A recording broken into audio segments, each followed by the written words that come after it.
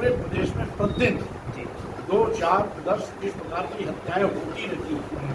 तमाम तो ऐसी घटनाएं जिसकी FIR ही नहीं लिखी जाती है, FIR लिख भी ली जाती है तो दबाव बनाया जाता है किसी तरीके से इस मामले को समझौता करो, और समझौता न करने की स्थिति में अपराधियों को बचाने का पाप किया। बाबा के बुलडोजर को किस तरह से देखते हैं? आप कह रहे हैं कि जात धर्म के देखकर बुलडोजर चल रहा है, गरीबों पर चल रहा है।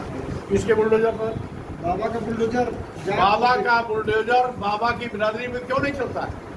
बाबा के बिरादरी के ऐसे गुंडे, माफिया, कुख्यात अपराधी हर जिले में है, उनके घर पे बुलडोजर क्यों नहीं चला?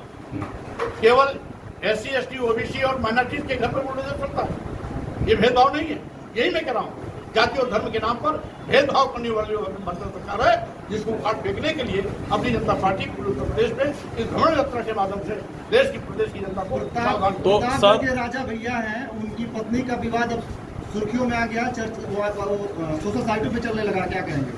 भाई, किसी के पत्नी के विवाद में अपनी जनता पार्टी क्या लेना है?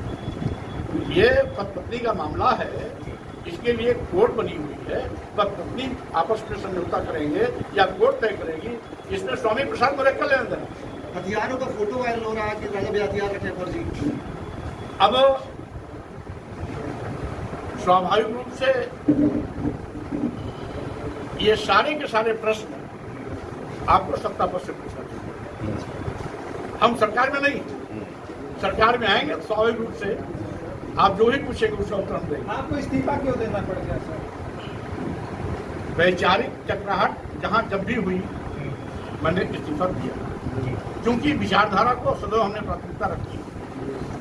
आप ये जानते हैं कि मैं 22 साल तक BSP में था, और बहन जी के बाद मेरी हैसियत सबसे बड़ी थी। 6 बार कुल मैं मंत्री रहा, 3 बार नेता विरोधी रहा, विधानमंडल का नेता था, प्रदेश का अध्यक्ष था, राष्ट्रीय महासचिव था। लेकिन जब BSP का नेता बाबा साहब के मिशन मानव काशीराम के विचारों से दूरी बना लिया, तो मुझे भी BSP से दूरी बनाने की नौबत आई। कहा जाता है कि स्वामी प्रसाद मौर्य विवादित बयान देकर चर्चा में आने के लिए रोक से करते। अब ये दुर्भाग्य है कि मैं इस देश में दलित, आदिवासी, पिछड़े और देश की महिलाओं के सम्मान की बात करता हूँ, जो लोगों को अच्छी नहीं लगती है। यहाँ तक कि जितने भी मनवादी सोच के लोग हैं, ये उनका प्रायोजित दिया गया बयान होता है। मेरी कितनी भी तथ्यात्मक सच क्यों बात न हो, ये कुछ मनवादी मीडिया के लोग विवादित शब्द उसमें जोड़ने के आदी हैं। तो स्वामी प्रसाद मौर्य ऐसा क्या इलाज करते?